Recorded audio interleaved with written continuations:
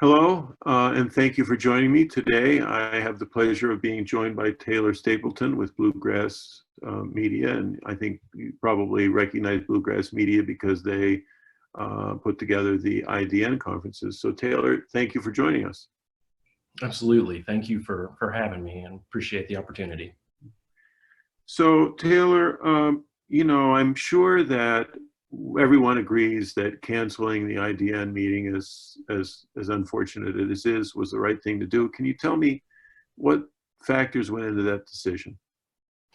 Absolutely. We really wanted to pursue the meeting because of the opportunity. It presented all the groups we serve to gather and work together collaboratively on solutions.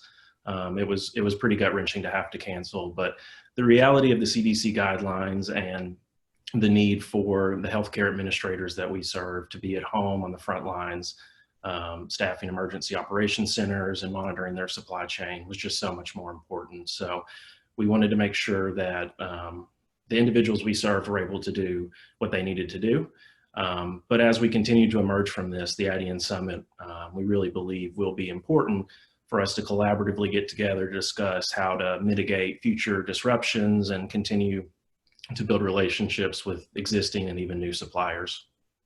Yeah, so that'll be exciting because probably there'll be some institutional knowledge that you can share. How will the meetings change in the future? Yeah, that's a great question. That's something that we're actually meeting about daily right now because we believe COVID-19 will have a disruption on both the healthcare industry and the events industry. On the healthcare side, we need to adapt with how we do business with the providers and suppliers we work with because they're going to have new needs coming out of this. New educational needs, new networking needs with who they want to get in front of. Once we returned home from the ACE Summit in February, we immediately changed our focus to doing anything and everything we could to help these health systems, from sourcing PPE to creating educational webinars.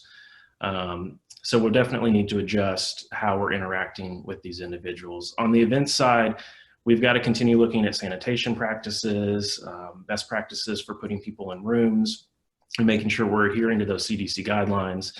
But we're also finding the best ways to interact with our attendees and build networking and educational opportunities.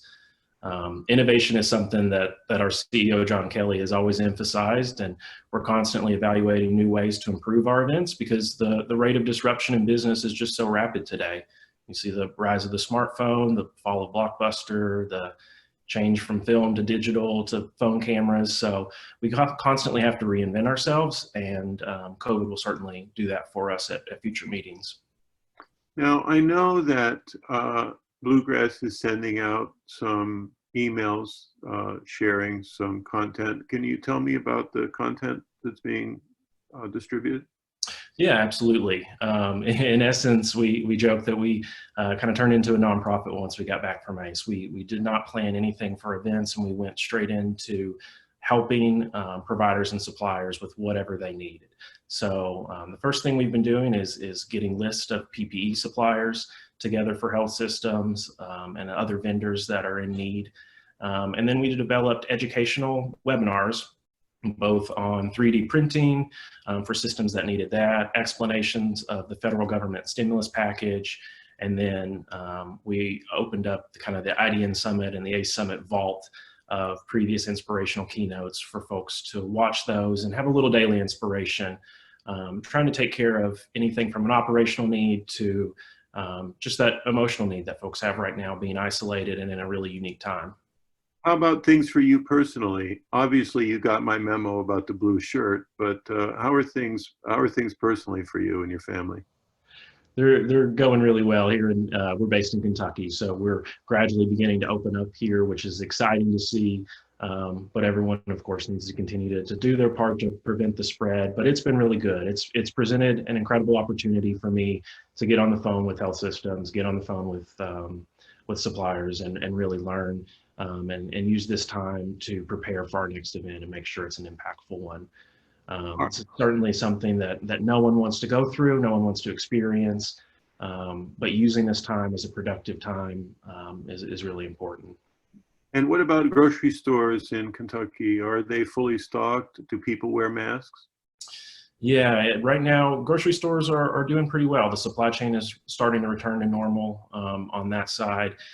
Masks are mandated coming up here soon in Kentucky. So it'll be interesting to see what that'll look like and how long that will last.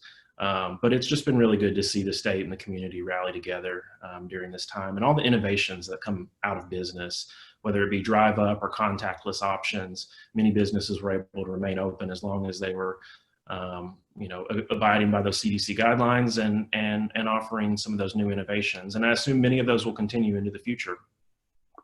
Well, Taylor, you're a very interesting guy, a very enthusiastic guy, and Bluegrass is lucky to have you on board. And I look forward to the next IDN. And as you know, we're media partners with IDN. I look forward to being there and hopefully meeting you in person. So thank you for your time today.